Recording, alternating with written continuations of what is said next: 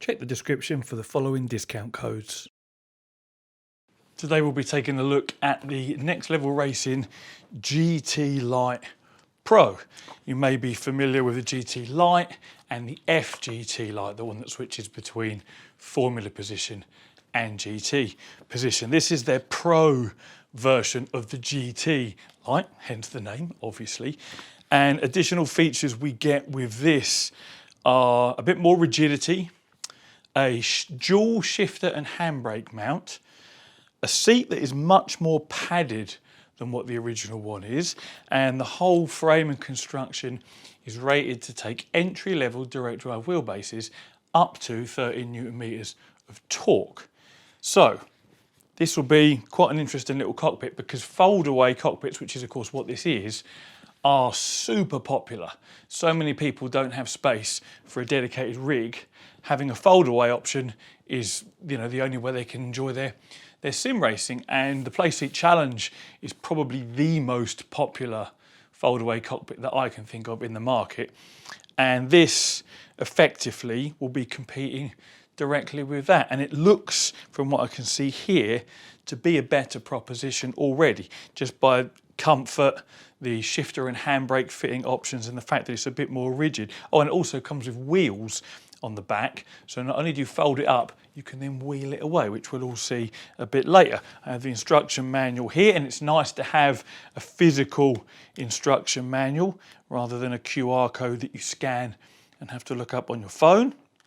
You can also do that as well, actually, because there is a link here to a video build instruction, but everything seems to, I actually thought most of this would be in a different language, but as in, like, it's quite thick, so I thought it was only going to be a few pages of English, and then it's going to go to a different language, but it actually looks okay. Yeah, so the first sort of third of the manual is actually all English, so that's quite a lot. I mean, in fairness, let me show you a close-up so you can see. You've got a list of all the parts on the left-hand side there, and then every page has quite nicely illustrated diagrams along with text to accompany it. So a nicely put together manual, and the paper's quite thick as well. As I say, I do appreciate a good manual. We've then got a bag of other bits and pieces here.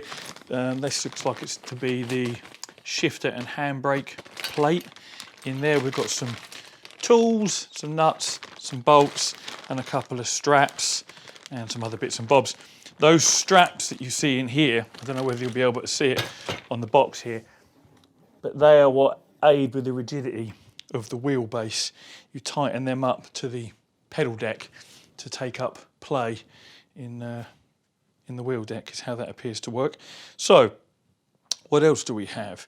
So this is the seat and part of the base. It's not going to be easy for me to pick up because it's not really assembled, but you can see already we've got quite a bit more padding than the original FGT and GT Lite. So it's going to be a more comfortable offering. I mean, we'll take a closer look at this once I've got it assembled anyway. This is the rear leg, I might call it, with the wheels on that you can see, that are going to allow you to, wheel it away once it's folded up. And again, it's all your typical sort of tubular construction that you would expect from fold-away cockpits. Nothing wrong with that. It is how it is. It's never going to be aluminium profile, is it? And then this is our pedal tray, 2 adjustable plates on quick release here for sliding up and down, and obviously slotted to accommodate a variety of pedals. This end piece here, you squeeze that in and you can slide it out, and you can flip it up the other way, because at the moment this would sit at an angle, but if you flip this up the other way, it would then sit flat on your floor. So you have a choice of angled or flat, depending on how you want to do it. Now, everything came in like plastic bags, and when I opened the main plastic bag, there was a handful of bolts and nuts that just fell out. Now, I'm not sure they were supposed to be loose, because looking at everything else, the nuts and bolts are already in place. So I'm sure I'll figure out where they go, because there's going to be some places where they're missing. And then when I opened another bag, I think it was the bag that had the pedal tray in, we had another item and nut and bolt fall out loose in the bag as well, but I've already identified where that goes. Now the only issue with this is one of those bags, I think it was the one for the pedal tray, actually had a hole in. So, you know, these could have fallen out. They would then have ended up in this big cardboard box. It was also then inside another cardboard box. So you probably wouldn't lose anything, but I guess we'll find out when I go put it together in a minute. So, yeah, it would have been nice for them not to have been loose rolling around inside things. And I don't think they're supposed to be, because everything else is kind of loosely put into place. I suppose I should show you the wheel deck as well. Again, this is pre-drilled for all your usual wheelbases. Fanatic, Logitech, Thrustmaster, Moser, whatever else is out there, probably Acertech. They all use similar bolt patterns. That has angle adjustment by undoing the thumb screw at the back there. You can see the little grooves, so that will adjust on its pivot there as well. Again, all fairly standard stuff for a fold-away cockpit. And what we must also remember is this is a fold-away cockpit, so there is going to be flex and there is going to be wobble, and that is perfectly normal. You don't get a Playseat challenge and it not wobble and flex around when you put like a 8 Newton meter wheelbase on it. It's just normal. It's a compromise you have to make because it is a fold-away cockpit. You know, you only buy a fold-away cockpit because you need a fold-away cockpit, and that is one of the compromises you have to make. So we're going to see some wobble, we're going to see some flex. Perfectly normal, perfectly acceptable. So let's get this all thrown together. We'll have a quick look round it, then I'll throw a wheelbase, some pedals, and probably a shifter on it, and we'll take it for a little spin and see how comfortable it is and what it's like to use, and of course how easy it is to fold away after I've finished.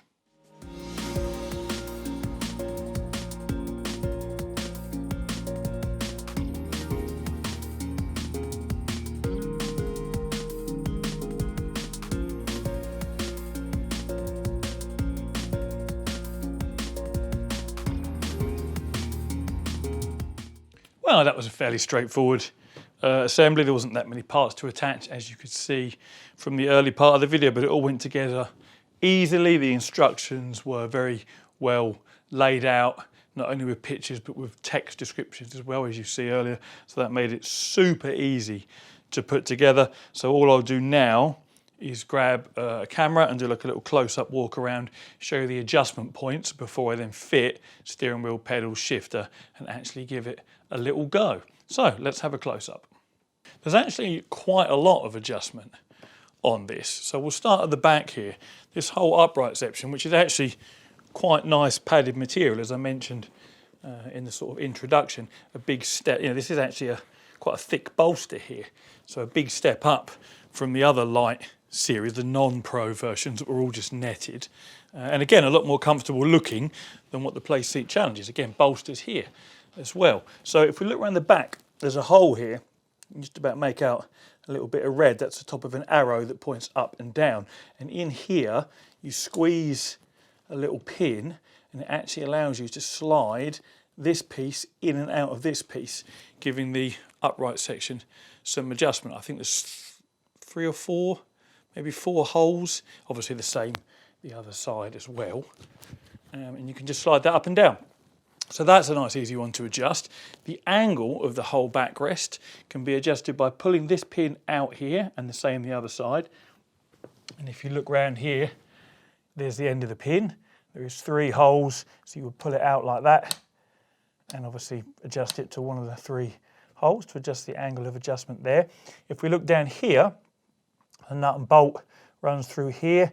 That would allow us to adjust the height of this rear leg in relation to the seat base itself. I think there is about 3 or 4 holes You can't obviously see because they're inside this tube, but 3 or 4 different holes to allow you to adjust the height there. There again is those wheels for transportation when you put it away. So we've got angle of the backrest, we've got the actual length of the backrest itself, then we've got the height of the rear leg. As we come around the front here, we've got this sort of cam type locking mechanism that we've seen previously that allows you to adjust the angle of your peripheral. I mean, that's where the shifter is, shifter plate on the other side, but that allows you to adjust the angle of the front leg here as well. So you undo this like that, and the same the other side. Maybe you give it 1 turn anti-clockwise to make sure it's all free, and that will allow you to adjust the angle of this front leg. Again, you've got these little pins here. This is what's in the back of the seat there that I mentioned a minute ago. You push that in, and again, there's up and down arrows marked by a sticker here that was actually starting to peel off. This one's got many different holes, as you can see here, 1, 2, 3, 4, 5, 6, 7. So that will adjust the height of the seat at the front here. In fact, maybe there was more than 3 or 4 at the back. Maybe there's like 5 or 6, I can't quite remember now. You might have seen it in the intro. But yeah, so angle and height adjustment at the front here. And obviously, because of this cam mechanism here, everything from your shifter plate that's over there to, you know, the angle of the wheel deck can all be adjusted in conjunction with this as well. Then you've got your pedal tray, as I mentioned, these slide up and down. Obviously lock them in place, and this can be flipped over to have it sitting flat on the floor. These straps here are designed to brace the wheel deck a little bit and try and reduce flex, as is that strap you see over the other side there. Now, these are not held on by much. When I looked at them, I'm like, I really can't see this doing much at all, because look how thin this little piece of sort of wire clip is here. If you were to over tighten these, they would just bend straight out, and it's the same down here as well. So you can't do these stupid tight. Now, what I actually did during setup here was like sort of apply my weight on the bottom there, as if there was, you know, my legs resting on it. Did these up reasonably snug and sort of felt how much movement there was in this.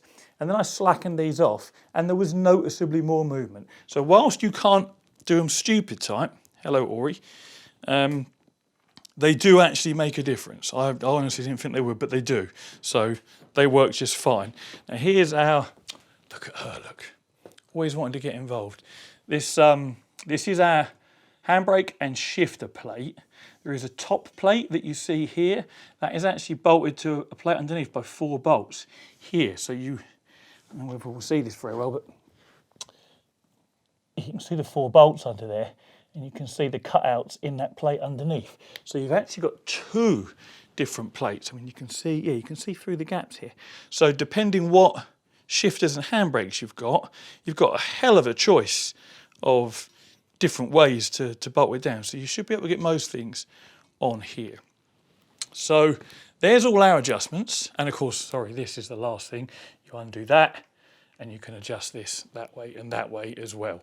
So yeah, I think this is looking pretty good so far as different adjustments go, and Cat seems to like it. So let's get some equipment installed and try it out. So that was actually quite a lot of fun to test out.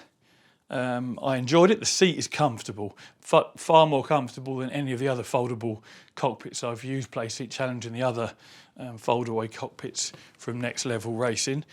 The wheel deck, I'll show you me sort of doing my usual flex tests that I would do on a cockpit. You can see I can move it around quite a bit. This is entirely expected in a foldable cockpit. It's perfectly normal, it's perfectly acceptable. If we now switch to me using it in an actual race, you'll see much less flex in actual use. So much so that it isn't really an issue for a foldable cockpit. You have to remember this, it's a foldable cockpit. We can't compare it to a GT Amiga Prime Lite or Prime or any of the other, you know, solid aluminium cockpits, or even things like the GT Amiga Art, stuff like that, that's square framed.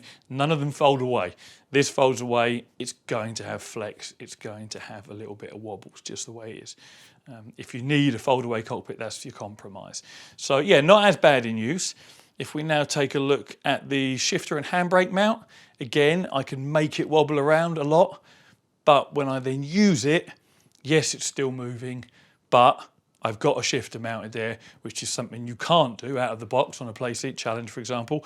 And I can shift gear and it works. And if I was to put, say, a handbrake beside it, which as you can see there's space to do, that would work also. The most solid part of this actually is the pedal tray. If we switch over and have a look at that now, you'll see there's basically no flex in the pedal tray at all. And I'm using these Fanatic CSL pedals with a low cell, and it's one of the early low cells that everyone complained was too hard, because it is very hard. And I was most impressed with how rigid that is.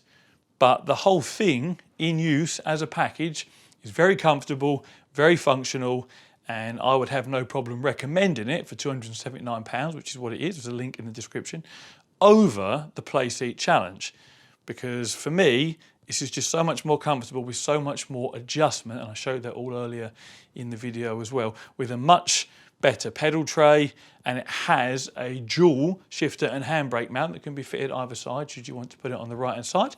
I think this is the better fold away cockpit until we actually go to fold it away. Now, I folded this away a minute ago, and that was actually the first time I'd done it, and I followed the instructions. The reason you don't see me do that is because I forgot to press play on the camera, or record, sorry, on the camera. So what I'm doing right now, I did about 10 minutes ago, and now I'm having to do it all again because I'm an idiot. So I'm going to try and do it now from memory, because I have done it the once, which would be an interesting test to see whether I've retained the procedure for folding it away. So the first thing we do is undo all these securing straps, of which there are 3. And then, like I say, they were actually surprisingly effective and do make a difference, more so than I was expecting. Now, one thing I did notice, if you've got a quick release wheel, it might be an idea to take it off, because that'll allow more space here. But I'm going to leave it on for now, and I'm actually going to let it flop down to about there. And we'll see how that works out. So the next thing, no, I'm going to have to reference the manual. I can't remember. Like I say, I've only done it once. Right, so straps are done. Undo the undo these little cam levers, which if you've got a shifter or handbrake fitted, will allow that to then fall down like that. Undo them and undo them anti-clockwise until they are free, it says here in the instructions. And then we grab this on the back of the seat and we bring it over the pedals like that.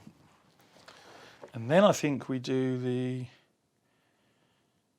backrest knobs. Yeah, so what you would use to adjust your recline, which allows that to flop down, as you can see there. Fold the backrest all the way forward, done. Grab the back leg and push down gently to fold the seat.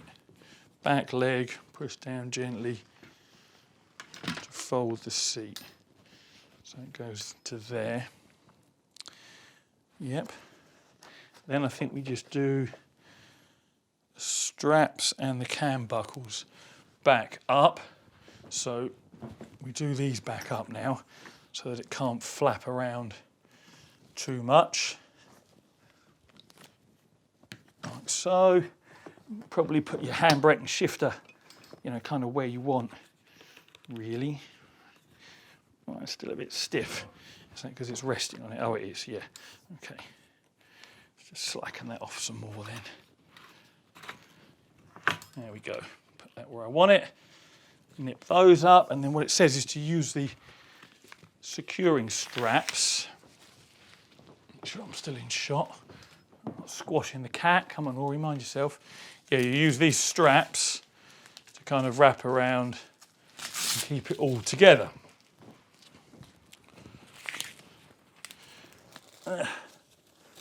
Kind of like so. And then we tip it backwards. Yeah, onto these wheels. So grab it that way, tip it backwards onto the wheels. And I'm a bit close to my unit, but then we can wheel it around. There you go. So that's it folded away. It's still a fair, you know, a fair chunk because you're limited here by the length of the wheel deck really. But I mean, it's smaller than what it was fully set up, but it's definitely not as slim as say the Playseat Challenge is. And you know, looking at the diagram on the instructions here, this is how it is, isn't it? Actually, no. Do you know, I always struggle with these Next Level Racing foldable cockpits. In this diagram, the steering wheel is kind of out and the pedals are kind of in. So what's happened there then? Let's undo these straps again. Because it looks like it's supposed to be like the steering wheel is over the pedal tray. But I followed the instructions, so why hasn't it worked? Let's have a look. Because it looks like the pedals basically should be underneath here, but how on earth would that work?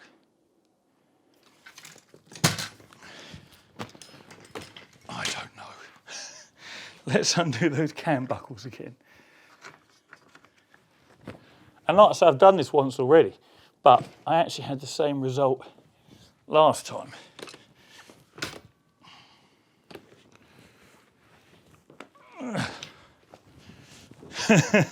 Well, this is true unfiltered experience. Come on. Next Level Racing are going to love this review, aren't they?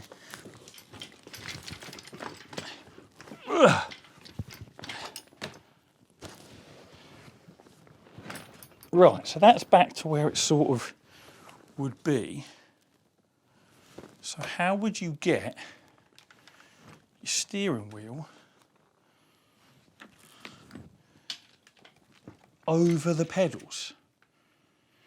Maybe this depends what pedals you've got, because there's no way that this is going to go underneath here. And yet, if I show you the picture in the manual, you can see the guy is basically holding the steering wheel and the pedals are folded underneath.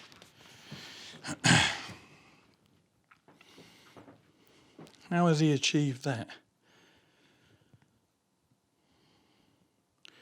It looks like the pedals have been slid all the way forward as well. Maybe we should try sliding them all the way forward.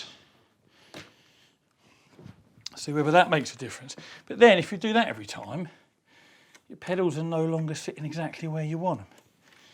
And you have to find that spot where you'd like them to be every time, which would be a bit of a pain, wouldn't it? And to be honest, they don't slide that easily. No, you can't have to do that because they just don't slide that easily. My goodness.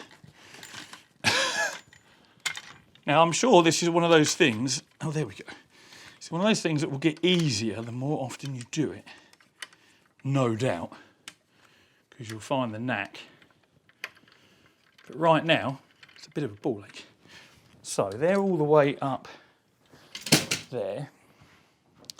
Let's follow the procedure again, because it didn't say, I read the instructions out, it didn't say about moving the pedals. So, first things first, remove the straps. We did the straps. Then you undo the cam hubs, which I did. And you grab the wheel plate. So they are, that is undone. And you grab wheel plate and headrest and pull that all forward. And it very much looks like this, with your steering wheel on, should clear the pedals. That's what it shows in the diagram. So we would grab this and we would do, it does. Over it goes. Right, okay, cool. Then we undo the backrest, which I've done, and that's already there. And then we push that like that. Now I think this would be an opportune time to allow the wheel deck to fold itself toward the pedals. Yes, like that. That's going to give us more clearance, isn't it? So, done that. Grab the back leg and push down gently to fold the seat. Then we do the straps and the cam buckles. So, goodness sake. Sorry. Magnetic microphone getting caught on the frame. So, grab the back legs, fold that forwards. I actually think the best position for a slimmest configuration is going to be there. Yeah, that would be at its slimmest. So let's do it up like that.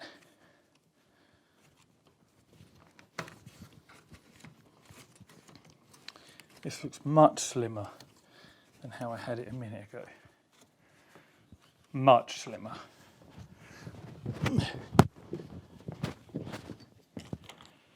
I still think the Playseat Challenge will probably hold the crown for slimmest fold-away cockpit when folded away, but this now looks much slimmer than what it did.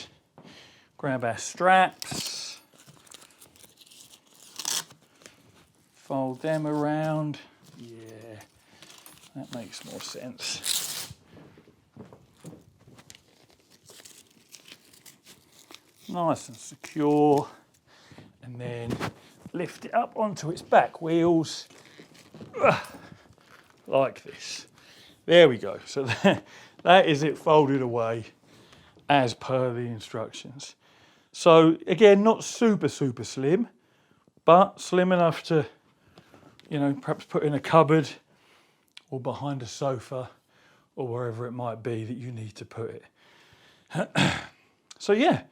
Would I choose this over the Playseat Challenge?